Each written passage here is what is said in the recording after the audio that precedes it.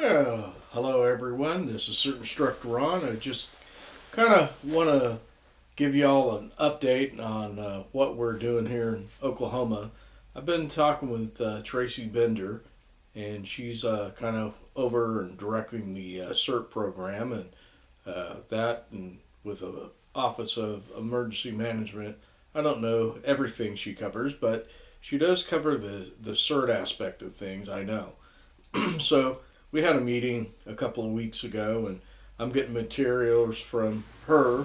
I think I've showed y'all things like this before and taken them out to churches and businesses and trying to help people get prepared. And one of the things I'm trying to do is perhaps set up some CERT courses. And I've been working with David Miller, who's a fire chief. And he's down in McLean County in Payne, Oklahoma. Not Payne County, but Payne, Oklahoma. And so he's a volunteer fire chief there. And I've worked with David in the past, and he's worked with me. But I had an interesting phone call today. And in that phone call, what we're looking at doing is some work there in Comanche County. And they're wanting to get Skywarn put together and with ham radio operators, and they're wanting to get a CERT team together, and work with ham radio operators with ears and those type of groups that are going to provide emergency communications. So I'm working on that. I'm going to help those guys out. Before I told you, I think some of you know that I had my own CERT team for a number of years and still do, and we're independent, and we run a group called OKCRT2. And so we go out, we storm spot, report to the National Weather Service with ham radio, and sometimes with cities, municipalities, and whatever too. And that way we're doing our active thing here to protect the community. We go out as a storm spotter. We're not running all over, Oklahoma and Texas and wherever.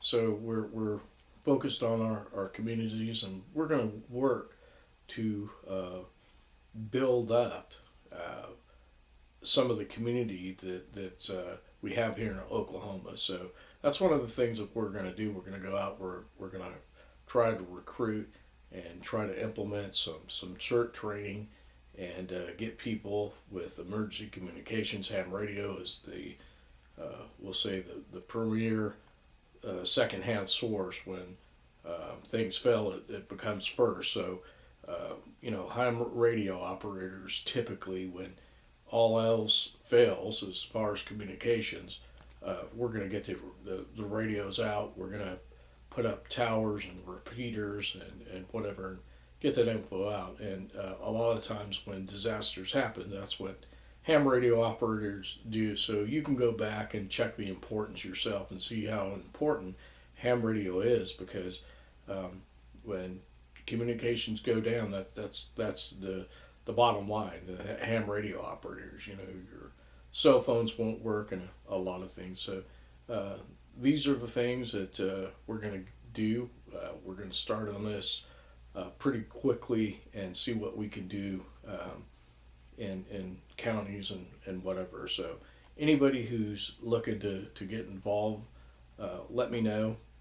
You can reach out to me. I'll put an email in the notes or whatever. You could send me an email. I can tell you how you can get trained and get involved. But one of the big things that we're going to connect all the three of those things together is probably going to be ham radio. And that's because if you're in the field, you need to communicate.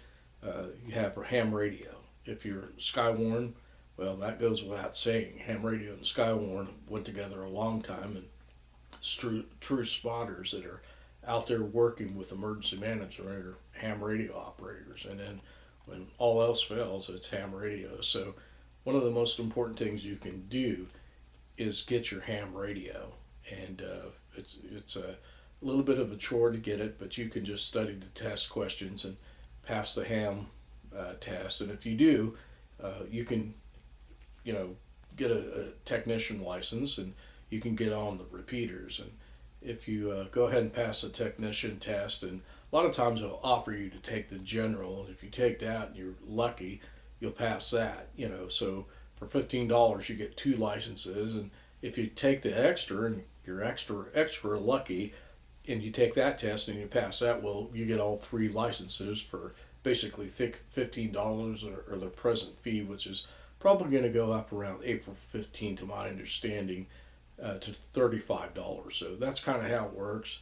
If you go back and take each of those separately, you're going to have to pay a $15 fee at present, but soon it'll be $35. So at least if you want to get into emergency management and do something, and be able to communicate, get your tech license at least. And that's all I'm going to say. So that's what's going on in Oklahoma. We're getting ready to get out there and, like I said, put these pamphlets out and other information, and perhaps do some CERT courses and things. So that's what we got going. So I just wanted to share it with you. And I've got some stuff coming up with Chief Miller, and that's going to be in McLean County. So I'm looking forward to it, and I hope to meet some of you. And if you have questions, again, email me, and we'll respond back. So this is CERT Instructor Ron.